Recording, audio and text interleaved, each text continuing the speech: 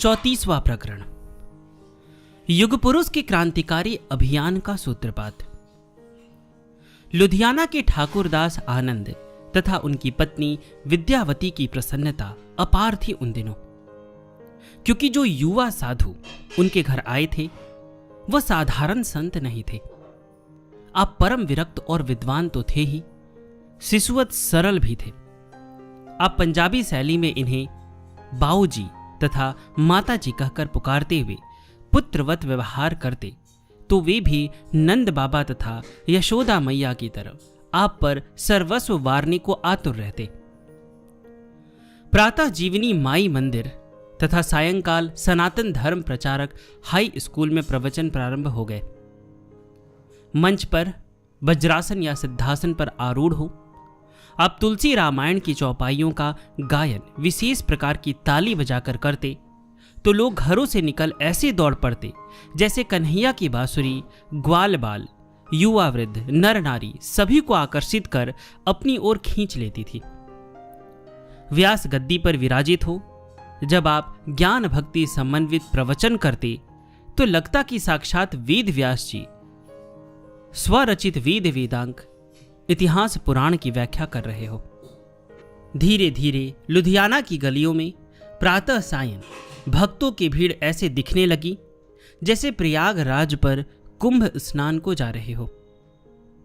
योगीराज गुरुदेव विशिष्ट ताली की ताल पर स्वरचित प्रार्थना बीती निशा अब जागरे गाते और जन समूह पीछे पीछे गाता। इससे व्योमंडल तो गूंजता ही, घर घर में सभी के होठों पर इस प्रार्थना के बोल भी स्पंदित होते रहते।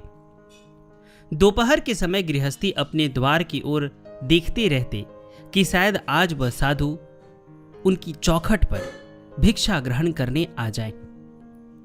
अंगूठे वाली खड़ाओं की ठक ठक की आवाज तथा किसी किवाड़ के सामने नारायण हरि की आकाशवाणी जैसी गंभीर वाणी सुनाई देती, तो अड़ोसी पड़ोसी भी दर्शन हेतु इकट्ठा हो जाते। 4 घर से 4 रोटी की भिक्षा ले आप खड़े खड़े ही पा लेते। ठक ठक खड़ाओं की ध्वनि अभी यहां तो कभी वहां और पल भर में कहीं दूर सुनाई पड़ती। उदान वायु के जैसे वायु के समान गति हो जाती।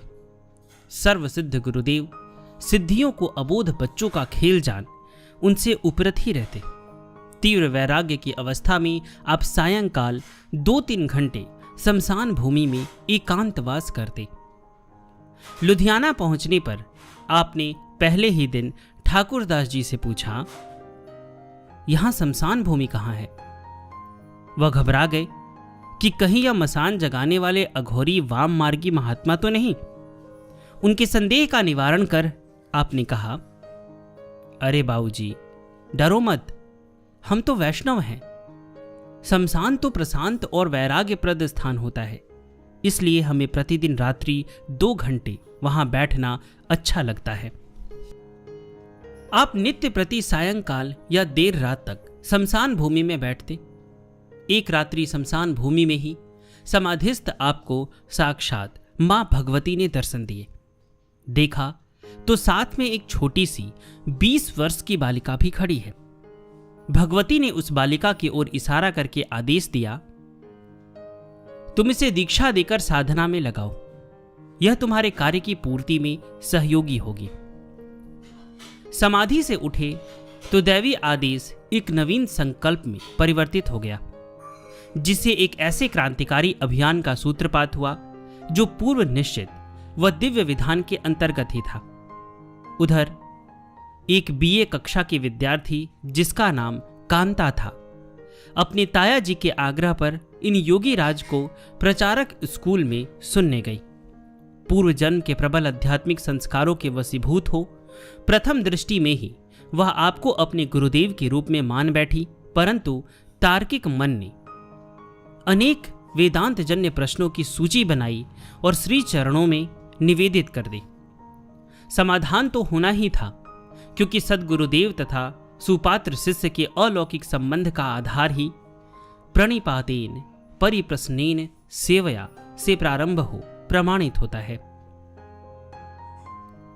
दूसरे दिन ही मधुकरी के समय आप पहुंच गए अपनी निधि बटोरने सुनिश्चित द्वार पर। घर परिवार तो श्री चरणों के दर्शन से अभिभूत था, परंतु गुरुदेव ने उस परिवार की कन्या कांता जी को मंत्र सहित ब्रह्म विद्या की गुप्त विद्या प्रदान कर दी। विद्यायाम ब्रह्म विद्या।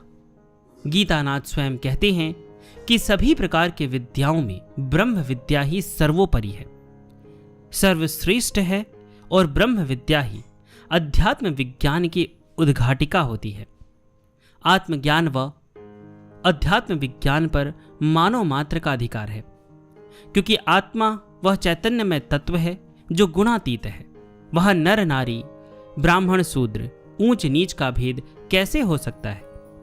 वैदिक काल से ही ऋचाओं की दृष्टा अनेक ऋषियों ने अनुभूत तथा अवतरित ज्ञान विज्ञान से वांग्मय चिन्मयता को साकार स्वरूप प्रदान किया है, परंतु स्वार्थी तथा संकीर्ण दृष्टि युक्त कुछ तथाकथित पंडितों ने बार बार स्त्री शूद्रो न धीयताम कहकर स्त्री शरीर और शूद्र जाति को वेदाध्ययन के अधिकार से वंचित बताया, इसका दुष्प्रचार किया। यद्यपि आचार्य श्री रामानंद जी, दयानंद जी, विवेकानंद जी आदि युग पुरुषों ने समय समय पर इस विकृति को दूर करने के लिए क्रांतिकारी कदम उठाए। वाक, अपाला, घोषा, गार्गी, सुलभा, मैत्रेयी, भारती आदि ब्रह्मज्ञ विदुषी नारी शरीरधारी ऋषिकाओं ने इतिहास रचने के बावजूद भी न मालूम क्यों, कैसे और कब यह भेदभाव रूपी घुन का कीड़ा भीतर से फिर पनप उठता है और समाज व धर्म को खोखला करने लगता है। 1959 में भी वही विकृत धारणा समाज में फैलने लग गई थी। अनपढ़ व गृहस्थ ही नहीं, अपितु विद्वान व विरक्त साधु समाज भी इस अवधारणा से अलग न रहा। आज भी हरिद्वार, बनारस, अयोध्या आदि तीर्थ स्थानों पर प्राय साधु समाज में केवल जाति से ब्राह्मण और शरीर से नर रूप को ही व्यास गद्दी का उत्तराधिकारी माना जाता है। हॉलैंड, सूरीनाम, अफ्रीका आदि देश भी इस अज्ञानपूर्ण विचारधारा में बंधे रहे। अनेक युग पुरुषों की तरह महायोगीराज गुरुदेव ने भी इस दुराग्रहपूर्ण अवधारणा का विरोध किया और सुश्री कांता जी को ब्रह्म विद्या की दीक्षा देकर और बाद में संन्यस्त पथ का अधिकारी घोषित कर जिस क्रांतिकारी अभियान का सूत्रपात किया, उसमें एक दो नहीं अपितु अनेक विद्वान, विरक्त, उच्च श्रेणी की युवा देवियों ने अपूर्व अभयवृत्ति से हिस्सा लिया। धीरे धीरे भारत की अन्य देवियों के द्वारा भी इसका अनुगमन किया गया और शीघ्र ही असंख्य भगवाधारी विदुषी साध्वियों की सेना सर्वत्र दिखने लगी। युग पुरुष वही होता है जो विवेक के आधार पर तत्कालीन धर्म तथा सामाजिक स्थिति को देखकर उसी के अनुसार साधन अपनाकर मानव समाज को हितप्रद मार्ग पर चलने की प्रेरणा दे, ताकि सत्य की, धर्म की एवं स्वस्थ समाज की स्थापना हो सके। गुरुदेव ने किसी भी जाति, कुल, नर व नारी देह की परवाह किए बिना उच्च संस्कारों से संपन्न लड़कियों तथा लड़कों को ब्रह्म विद्या का पाठ पढ़ाना प्रारंभ कर दिया। इसके लिए कटु आलोचना, विभत्स षड्यंत्र तथा साधु समाज का प्रबल विरोध भी आपको अधीर न कर पाया। आप युग पुरुष की तरह अभयवृत्ति से वैदिक सनातन धर्म के आध्यात्मिक, ऐतिहासिक, दार्शनिक एवं वैज्ञानिक पृष्ठभूमि से सबका समाधान करते रहे और बड़े ही गौरव के साथ इन विदुषी विरक्त साध्वियों को ब्रह्मवादिनी आदि अभिधान प्रदान कर व्यास गद्दी पर विभूषित करा दिया। बाद में इन्हीं श्री कृष्णकांता जी को इंटरनेशनल ब्रह्म ऋषि मिशन का प्रमुख अध्यक्ष पद प्रदान कर अपनी भेदभाव रहित उदात्त वैदिक विचारधारा को साकार रूप दे दिया। परंतु 1959 की स्थिति कुछ अलग ही थी।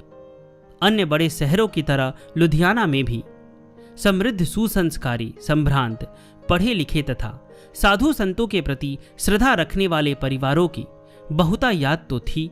वे अपनी पुत्रियों को भी पुत्रों के समकक्ष उच्च शिक्षा, अच्छे संस्कार तथा लाड प्यार देते थे, परंतु वे इतने आधुनिक भी नहीं थे कि लड़कियां स्वतंत्र वृत्ति से सामाजिक क्षेत्र में अग्रगण्य होकर काम करे और घर गृहस्थी के सीमित धर्म कर्म को त्याग नेता या साधु बन जाए।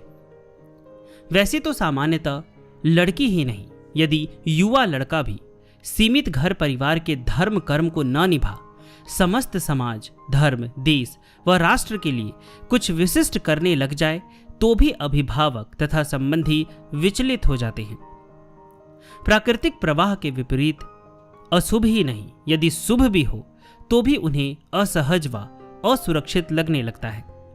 नारी शरीर की प्रकृति प्रदत्त कोमल संरचना की सुरक्षा की भावना से भयभीत अभिभावक यदि कठोर भी हो जाते हैं तो यह उनका कर्तव्य पालन ही कहा जाएगा।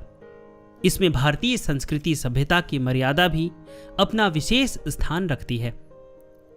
परंतु कुछ विलक्षण आत्माएं भी होती हैं जो प्राकृत प्रवाह के विपरीत तैरकर नए कीर्तिमान स्थापित करती है। उनके उच्च लक्ष्य के सामने सामान्य परंपराएं, विपरीत परिस्थितियां तथा विरोधी तूफान भी तुच्छ होते हैं, और यदि इनको पहचान कर कोई अलौकिक शक्ति इनका मार्ग प्रशस्त कर दे तो असंभव भी संभव होकर रहता है। भक्तों की भीड़ में एक तार्किक बुद्धि के धनी वेद प्रकाश जी भी थे। उन्होंने भी गुरुदेव की अलौकिकता से अभिभूत हो अपने बड़े भाई की इकलौती बेटी सुदर्शना, जो उस समय प्रभाकर कक्षा की विद्यार्थी थी, को इनके प्रवचन सुनने को प्रेरित किया। सीधी सादी सात्विक सौंदर्य की मूर्ति यह सुदर्शना जी भी पूर्व जन्म के प्रबल आध्यात्मिक संस्कारों के वशीभूत हो श्री चरणों में समर्पित हो गई और बाद में संन्यस्त पथ का अनुगमन कर स्वामी दिव्य भारती जी के रूप में भगवा सेना की सेनानी बनी। इन्हीं दिनों उषा गोपाल नाम की तीव्र मेधा, अद्भुत प्रतिभा संपन्न बीए कक्षा के विद्यार्थी को भी प्रथम दर्शन में ही इन अपने पूर्व निश्चित सद्गुरुदेव में भगवान नजर आए। प्रथम दर्शन में ही श्री चरणों में प्रार्थना की, हम भी इस पथ पर चलना चाहते हैं। तो उत्तर प्रश्न रूप में मिला, लोहे के चने चबाने पड़ेंगे। चबाएंगे महाराज। यह निर्णायक उत्तर देने वाली दृढ़ संकल्पी युवा लड़की को वास्तव में लोहे के ही चने चबाने पड़े और गुरुदेव की भगवतापूर्ण कृपा का परिणाम हुआ कि आप स्वामी चैतन्य ज्योति जी के स्वरूप में इस कासायधारी सेना की प्रमुख सेनानियों में सुशोभित हुई।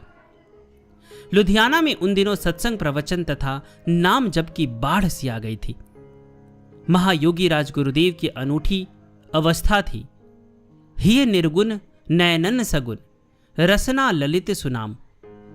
कभी आप समाधि अवस्था में गुणातीत परम चैतन्य घन के ध्यान में निमग्न रहते तो कभी सच्चिदानंद घन के अवतरित चिन्मय स्वरूप के लीलामय दर्शनों की झांकी में आनंद मग्न रहते और ओजस्वी वाणी से प्रभु के नाम, रूप, लीला, धाम की दिव्यता का बखान करते। असंख्य भक्तों को आप रसमयी रसना के द्वारा अनंत रस प्रदायी भगवान नाम सुनाते और उन्हें जप में लगाते चले गए। अब चैत्र मास की नवरात्रि के पवित्र दिन आ गए। नवरात्रि में आप एक ही स्थान पर रहकर भगवती तथा प्रभु राम की कृपा प्राप्ति हेतु विशेष अनुष्ठान किया करते थे। अतः कार्यक्रम की समाप्ति की घोषणा कर आप यहां से प्रस्थान करना चाहते थे, परंतु श्रद्धालु भक्तों को आपका विरह असहनीय लगा। उन्होंने श्री चरणों में नवरात्रि पर लुधियाना में ही कुछ विशेष आयोजन करने का निवेदन किया, तो प्रचारक स्कूल में 108 रामायण के साथ सामूहिक नवाह पाठ का वृहद आयोजन प्रारंभ कर दिया गया। पंजाब में इतनी विशाल संख्या में अखंड पाठ के सामूहिक आयोजन का यह प्रथम अवसर था। सारे लुधियाना से तुलसी रामायण एकत्रित की गई, परंतु पर्याप्त न होने पर आसपास फगवाड़ा, मोगा, जालंधर, होशियारपुर आदि स्थानों से रामायण मंगवाई गई। लोगों के लिए यह भी नूतन दृश्य ही था कि विशाल पंडाल में सुसज्जित लकड़ी की कतारबद्ध चौकियों पर गुरु ग्रंथ साहिब की तरह श्रद्धापूर्वक रामायण ग्रंथों की पूजा की गई। गुरुदेव पाठ करने वालों के बीच में स्वयं घूम घूम कर मानस की चौपाइयों का शुद्ध उच्चारण करवाते। सहस्रों मुख रामायण के सुमधुर गायन से वातावरण को गुंजायमान करने लगे। थोड़ा सा भी पढ़ा लिखा भक्त अक्षर जोड़ जोड़ कर पाठ का अभ्यास करने लगा। प्रातः मुंह अंधेरे समूह के समूह लोग घर से निकल पड़ते, पंडाल में पहुंच जाते और गा गा कर रामायण का पाठ करते। गुरुदेव स्वयं तेजस्वी स्वरूप से एक अन्य लोक से उतरे देव पुरुष की भांति पंक्तियों के मध्य घूमते हुए एक अर्धाली बोलते, दूसरी का भक्त लोग उच्चारण करते। ऋषिवर तुलसीदास जी के अवतरित ज्ञान का प्रतिफल है यह रामायण, रचना नहीं है यह। अतः इसका एक एक अक्षर मंत्र ही है। जिसे अर्थ नहीं भी पता वह भी इसके उच्चारण से मनोवांछित सद्य फल प्राप्त कर जाता है।